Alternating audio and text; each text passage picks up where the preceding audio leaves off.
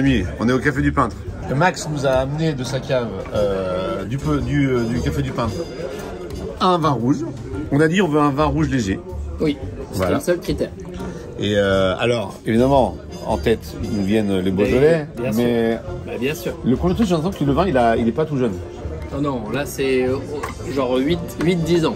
16, 17. C'est-à-dire que Max, il nous aime bien. Il s'est dit, il y a Alex, il y a Lucas. C'est des hommes qui aiment la maturité. On est à la tête de veau et au cochon. Ouais, au cochon. Ouais. Toi, tu mélanges les deux. Moi je fais les deux parce que Toi, la tête de veau, c'est bon finalement. Toi, tu disais, je crains un peu, tout ça, mais t'as vu comme c'est bon. La tête de veau, croustillante, salade pomme de terre ici, c'est le top. C'est le plat fétiche pour moi, qui fait du pain. Pour toi, c'est un Beaujolais? Ouais. Un Beaujolais un peu vieux. Ouais, on est sur un Beaujolais qui a passé les. Ouais, qui a au moins 8 ans quoi. On est en train de se retourner le cerveau aussi. Ouais, allez, c'est bon. Allez, dans le cru maintenant. Alors le cru. Par rapport à ce qu'ils ont sur la carte aussi. Je sais pas ce qu'ils ont. Toi, tu sais? Non mais ou alors quel vigneron. On peut essayer de se dire quel vigneron c'est. En même temps c'est marrant qu'il nous ait mis un Beaujolais. Ouais, c'est ça. Là, on est dans le mental. Il se dit, soit il se dit, je leur prends un vieux Beaujolais pour les surprendre. C'est une technique numéro 1. Ou toi, un vieux coteau du Lyonnais, un truc comme ça.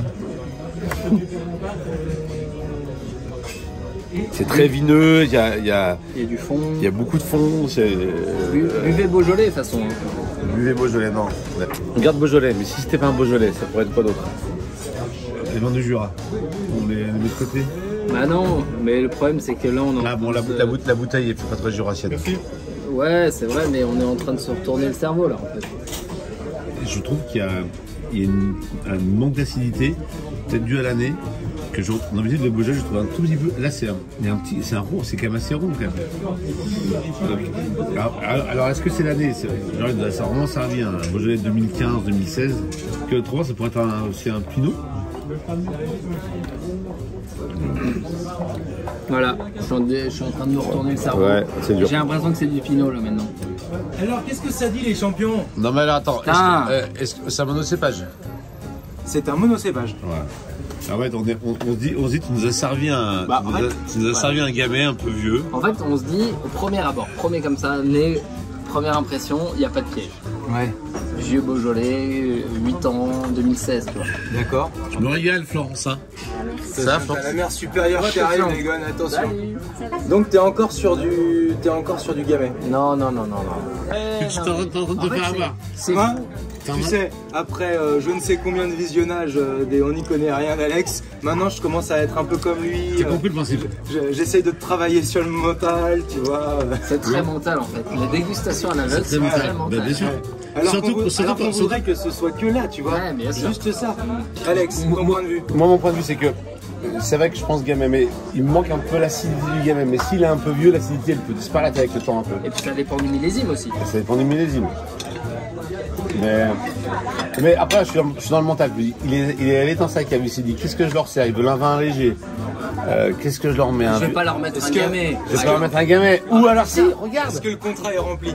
Regarde, il y a ce vieux Fleury, il y a ce vieux Chirouble de 2016 là. Toi, quand tu le bois, ça te conforte sur ce que c'est? Oui, je trouve que finalement les marqueurs, mais Lucas sera pas d'accord avec moi. Mais je trouve que les marqueurs de l'étiquette sont respectés.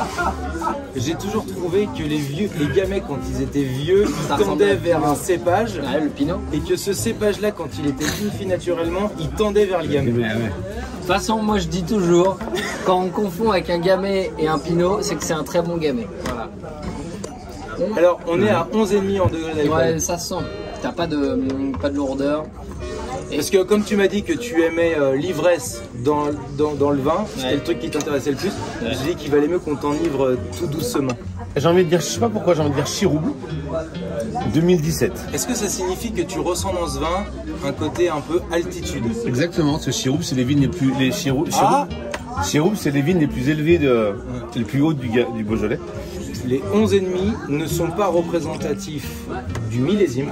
Ok. Je pense qu'ils sont représentatifs du parti pris du vigneron. Mais j'ai pas discuté de ça avec ce vigneron-là. Et donc, je ne sais pas ce qui s'est passé pour lui en 2020. Tu penses 2020 du coup. Bon. 2020. Bah, 2020. Alors attends, putain de merde. Oh putain. C'est comme s'il était au commissariat, il a lâché une info. Oh merde, j'ai dit que les cocaïnes étaient à merde. Il s'est niqué. En fait, j'aimerais bien qu'il profite de ce vin à la fin, donc il va falloir quand même qu'on dévoile. Le problème, c'est que comme il le boit, ouais, j'ai brûlé. À la fin, moi je reste sur Chiroupe 2020. À la fin, j'ai envie de dire du trève, moi.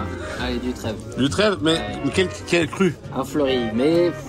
Fleuri, Chirouble. Allez, vas-y mon pote. Vas-y, on s'en fout, on rigole.